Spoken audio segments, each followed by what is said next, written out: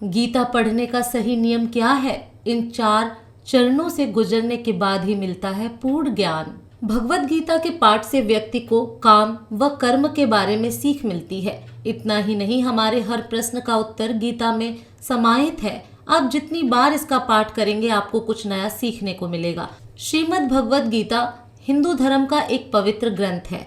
गीता में 18 अध्याय और 700 श्लोक हैं जो सभी महत्वपूर्ण हैं। महाभारत में भगवान श्री कृष्ण ने अर्जुन को जो उपदेश दिए थे वही गीता है। गीता में आत्मा, परमात्मा, भक्ति, कर्म, जीवन आदि का बृहद रूप से वर्णन किया गया है।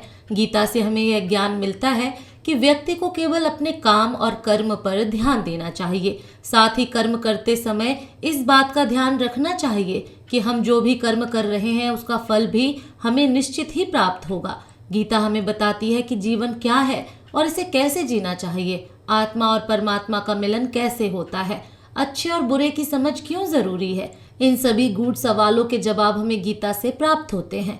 लेकिन सवाल यह है कि गीता का पूर्णतः ज्ञान कैसे प्राप्त किया जा सकता है और इसके लिए इसे कितनी बार पढ़ना चाहिए। गीता या फिर किसी भी पाठ से ज्ञान को प्राप्त करने के 4 स्तर होते हैं। नंबर 1 श्रवण या पठन ज्ञान, नंबर 2 मनन ज्ञान, नंबर 3 निधिध्यासन ज्ञान, नंबर 4 अनुभव ज्ञान।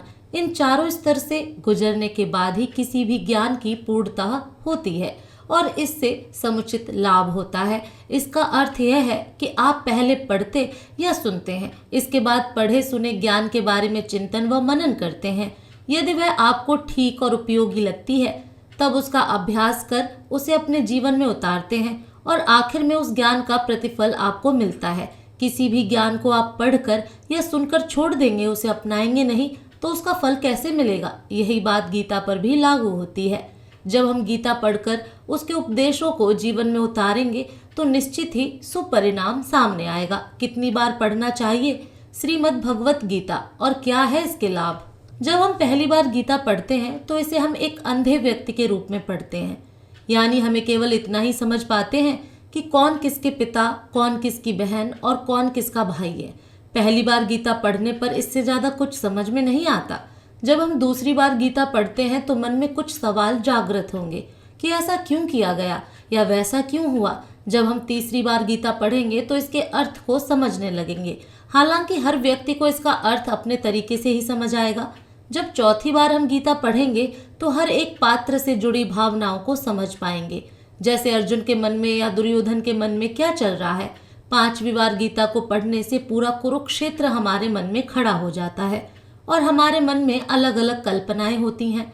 छठवीं बार गीता पढ़ने से हम भगवान को अपने सामने अनुभव करने लगते हैं और हमें ऐसा लगता है कि भगवान हमारे सामने ये सब बता रहे हैं। आठवीं बार गीता को पढ़ने से हमें यह पूर्णतः एहसास हो जाता है कि कृष्ण कहीं बाहर नहीं बल्कि हमारे भीतर ही हैं और हम उनके भीतर। श्रीमद् भगवत गीता पाठ के नियम। भगवत गीता पढ़ने के लिए सुबह का समय सबसे उत्तम माना जाता है, क्योंकि इस समय मन, मस्तिष्क और वातावरण में शांति व सकारात्मकता होती है। गीता का पाठ हमेशा स्नान के बाद और शांत चित्त मन से ही करना चाहिए। पाठ करते समय बीच बीच में इधर उधर की बातें नहीं करनी चाहिए और ना ही किसी कार्य के लिए बार बार उठना चाहिए। साफ सफाई वाले स्थान और जमीन पर आसन बिछाकर ही गीता का पाठ करना चाहिए। गीता के प्रत्येक अध्याय को शुरू करने से पहले और बाद में भगवान श्री कृष्ण और गीता के चरण कमलों को स्पर्श करना चाहिए। दोस्तों, आपको ये जानकारी कैसी लगी कृपया कमेंट करके ज़रूर बताएं। आप किस शहर से ये वीडियो देख रहे हैं कृपया कमेंट करके ज़रूर बताएं। राधे राधे, जय श्री कृष्णा।